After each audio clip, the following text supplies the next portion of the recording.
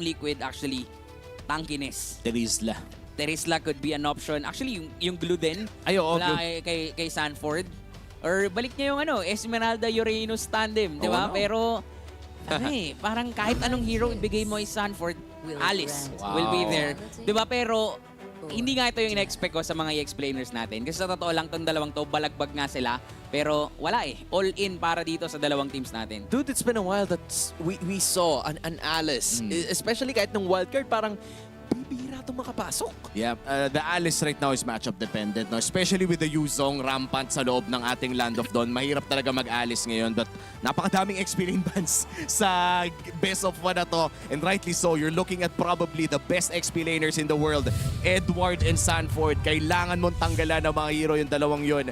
And so far for this Alice-Uranus matchup, gotta say, disappointed ako kasi wala masyadong mechanics na lalabas sa dalawang taon to ngayon. Well, one thing is for sure. You're currently looking at MPL Philippines Season 16.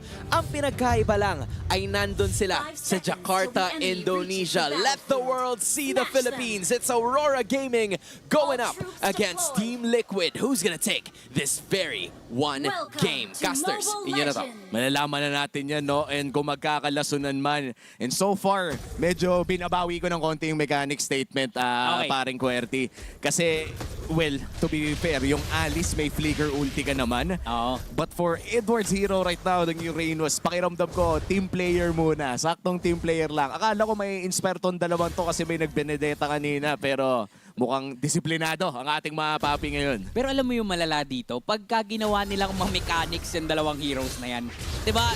Dahil nga sobrang tindi nitong mag-EXP lane, alam mo naman pwede tayong sorpresahin yung dalawang yan. Pero ang nakakasurpresa din dito, magiging maingat din sila sa early game. Ayaw nila to be aggressive. Pero for Liquid, since si Carl yung nakakuha ng Lito Wanderer, malaking bagay yon para dito sa kanila. Kasi nga, sobrang magiging dikit nitong laban na to. Oo, tsaka hindi natin makikita yung nakita natin for the past few games, yung early XP laner rotations. Kasi medyo nonsense na mag-rotate ng napakaaga sa Uranus pati sa Alice. It would take around 3 people para makapatay ng isang XP laner and medyo sayang talaga yung resources para doon. Ako, napakasakit ng 1v1 na to. Oheb, malulugi ata sa trade-up.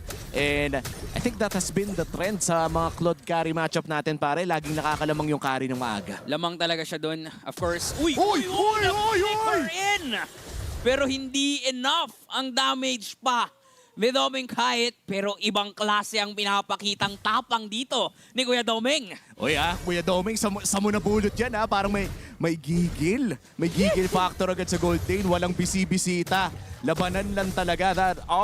Battle spells, however, na burn agad para sa both gold laners natin as we head on to the first third of the game. Lamang sa pwesta ang Aurora pero papalagata ang side ng TL. Napa-ulti na rin si Edward dito. JP zoning out. May ulti rin naman na gagamitin dito itong si Sanji, pero Carl is down. Namatay siya dun sa gitna bago pa makalipat dito. And now, Doming o Demon Kite mananakot lang ng onte kasi nga naman na-secure na nila yung turtle. Ang ganda ng ulti ng ni Yue doon, no? Yung real world manipulation, binabaran niya yung mismong diversion ng Louie. There was no way out, no? Kung hihintayin mo yung diversion ulti, yung 1.5 seconds na lumalangoy ka doon sa dagat ng real world manipulation, sapat na yun para bumagsak. Nice lead for Aurora Gaming sa simula pero medyo equalized in terms of gold, pare. Hindi pa naman ganun kalaki at sa totoo lang parang even ball game, pare. Even pa rin, no? Pero have to give props for Aurora Gaming since Demon Kite, napaka-objective-centric talaga nitong player na to. Wala na nga siyang paki dun sa laban sa gitna Naka-recta agad siya dun sa turtle. Pero yung tinitingnan din natin dito na e-explainer matchup, parang wala din naman mangyayari dyan Oo. Diba? Dito, babalik tayo dito sa baba. Ito yung mainit sa totoo lang. Oo. Kay Oheb at kay Doming Kite na mamaya pa natin mararamdaman, pero saan sila punta? Ay, Buff lang. umuwi. Pare, both teams, napaka-secure nila maglaro. Wala nagpapakita ng butas. Wala nga. Parang pag walang objectives, wala munang mangyayari. Oo, parehas silang nagfa-farm lang, parehas lang silang naghahanap ng mga kanya-kanyang resources at hinahayaan nilang mag 1v1 ang kanilang mga gold laners. And for the longest time in Oheb and Doming Kite history, alam mong mainit ang dalawang players na to. Mainit din yung magiging laban sa baba.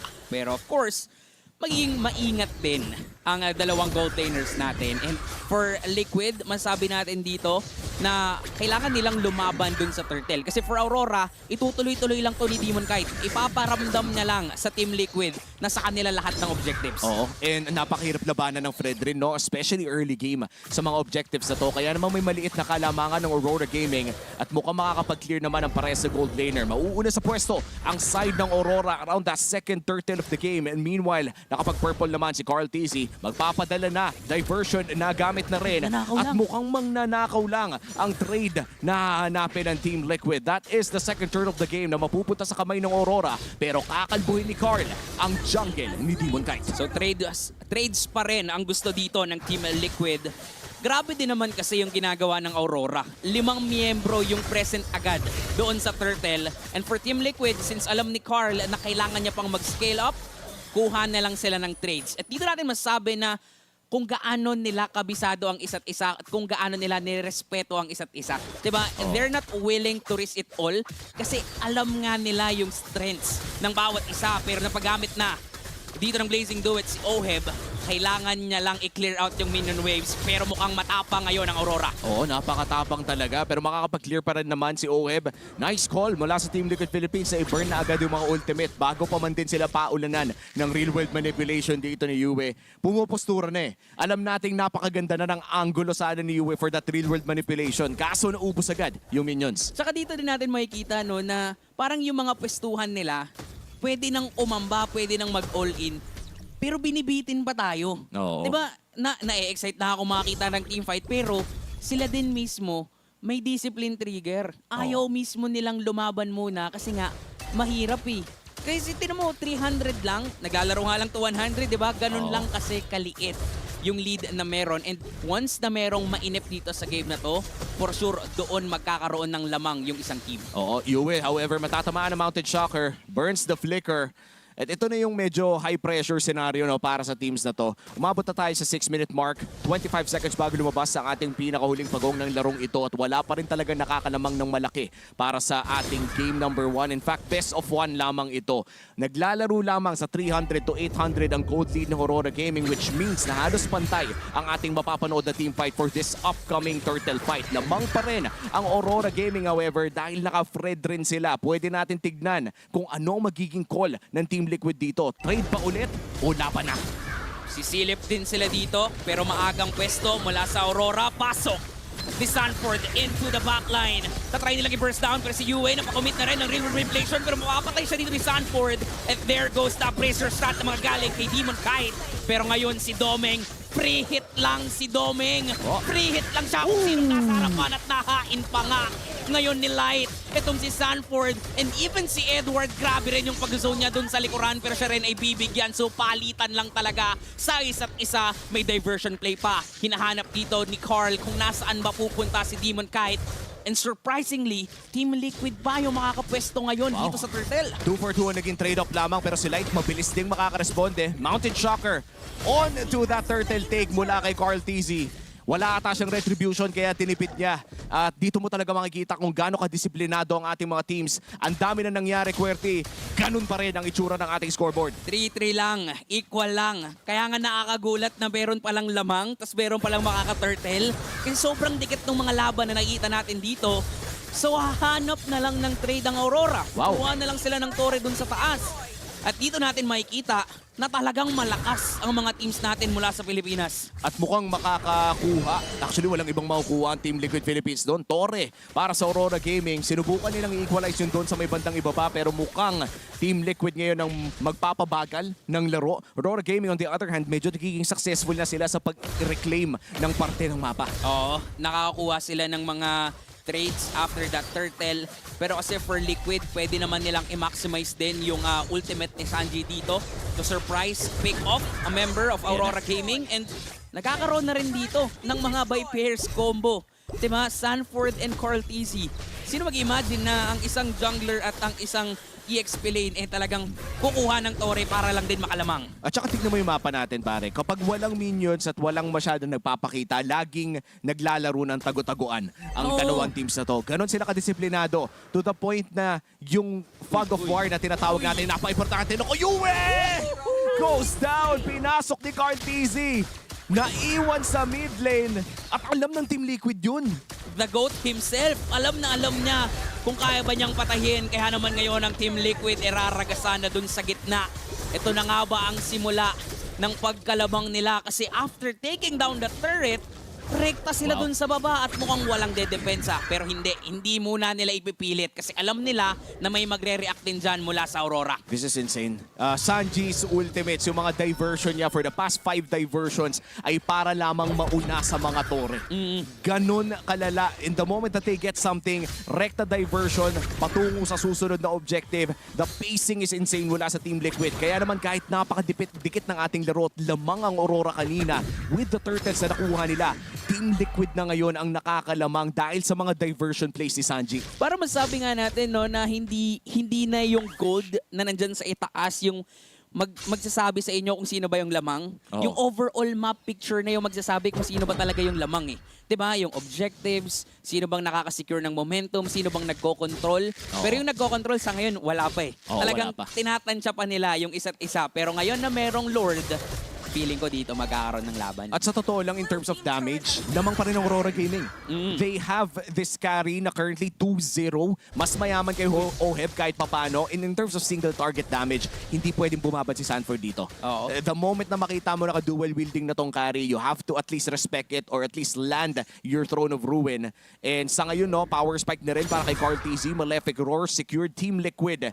Kaya nilang pumalag sa Lord na ito. Pero something tells me na mas gugustuhin i-macro ng Team Liquid to considering that they do have that Louis advantage. Meanwhile for Aurora, baka gustuhin nilang silang pumilit. Mukhang ganun nga yung mangyayari kasi look at Oheb, 'di ba? Talagang i-force niya na mag-react si Edward sa itaas. Tapos ngayon na nakita nila nandun si Edward, pwede sila maghanap ngayon ng play. 'Di ba? Sila talaga yung pwedeng gumawa dito ng play or si Light din mismo. You know, yung mga ganyang pwesto ni Light, tila ba nagbibigay siya ng statement dito na bawal may mag-extend. Bawal may mag-overextend mula sa Liquid. Pero uulit at uulitin lang ni Oheb at ni Sanji yung ginagawa nila. Padala natin si Oheb sa taas, hayaan natin siya mag-clear, tapos BMI pabalik. Yan nga yung tinatawag natin yung Forbidden BMI Jutsu para dito sa Team Layo. Liquid Philippines. Pero ini-hold na yung Lord. Wala atang mag-reset. Retrihan na lang yung labanan, pero si Light nakita doon kung nasaan ni Sanford. Ngayon si Domeng, free hit lang doon sa likuran, pero ang makakasecure ng unang kill ay magagaling dito kay Sanji. Bumababad ang dalawang teams, pero Demon Kite ang makakasecure ng Lord. Maghahabol pa ngayon ng Team Liquid, may diversion play, at mukhang masasandwich ngayon Domeng! ang Aurora. Domeng! Na-vacuum ngayon si Domeng. Mag-isa na lang si Edward. Grabe yung ginawa ng Team Liquid doon. Kahit nakuha ng Aurora Gaming, yung Lord. Again, that was a beautiful retribution coming in from Demon Kite. Kaso nga lang, naging mas maganda yung overall DPS ng Team Liquid dahil AOE kadalasan ng kanilang mga abilidad. Domeng was able to free hit. Sadly kay Sanford nga lang tinanggap. And that gave Team Liquid all the leverage that they need. And look at Edward, napakasakit ng bawas na nanggagaling sa Team Liquid at tuloy lamang ang kanilang pagpo-push. See you later. Punta na tayo sa Lord. Sinalubong nila yung Lord. Men, ganun katindi ang Liquid. Ayaw na nilang pababain pa yung Lord. Pero mukhang lalaban dito. Ang Aurora sumipa na si Light dun sa likuran. Pero siya pa rin yung ma-burst down. Lumalaban dito sila Demon Kite. Demon Kite! Na lang siya. Samantalang mga miyembro ng Liquid ay mukhang hahabol pa.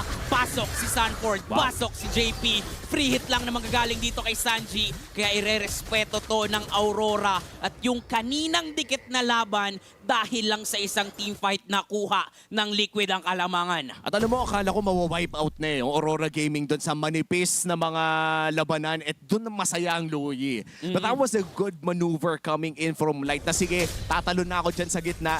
Demon Kite, alis ka na dito para hindi sila mabawasan ng sobrang dami. That gave so much time and space para sa Aurora Gaming Philippines na mabuhay sa encounter na yon. We could have potentially looked at around a 5K gold lead. By the way, makikita natin sa instant replay kung ano nga ba yung nangyari sa laban na yon. That was a great diversion ultimate mula kay Sanji. Tignan mo kung gaano kagipit yung space na meron dito.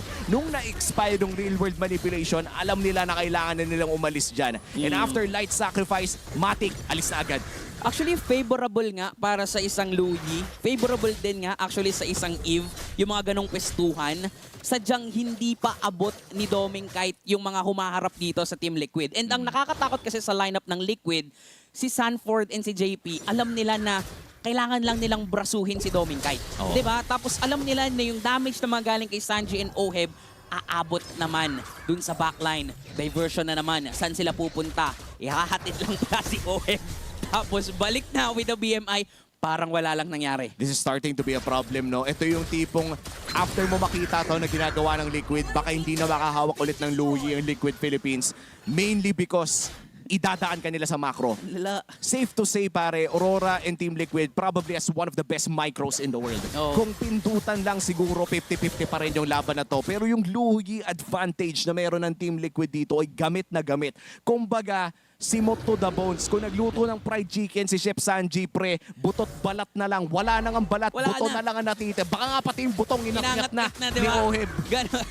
Ganoon kasarap yung niluluto ngayon nila Chef Sanji. And even si Edward dito, siya yung pinakamakunat sa Aurora pero alam ng Liquid na pwede naman nilang bigyan. May diversion na naman pero syempre kay Oheb lang yan, di ba? Nagluto na naman si Chef Sanji.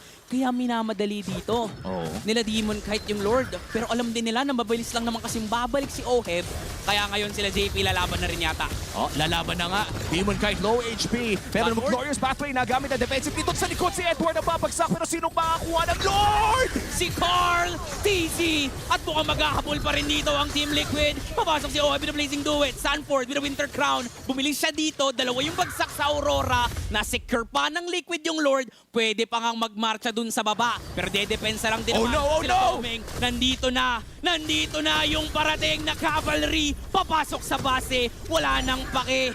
Kahit may base turret pa kasi gusto nilang pabagsakin yan. Pero for Aurora, dedepensa silang matindi dito kontra sa cavalry. And that's one inhibitor turret down on the side of Team Liquid. Aurora Gaming, kailangan pa nilang dumepensa sa Lord na paparating doon sa may bandang top lane. Good news para sa Aurora. Buhay naman na si Edward at Demon Kite the moment na kailangan nilang dumepensa. Ang bad news, kompletos rekados pa rin ng Team Liquid Philippines. In fact, hinihintay natin yung play mula kay Sanford. Immortality is up para dito kay Light. But here comes the Glorious Pathway. Nako, napaulti si Doming Kite. May diversion play din pero hindi naman na gagamitin pa yon ng Liquid kasi ang focus lamang nila ay ma-secure na yung base turret dito.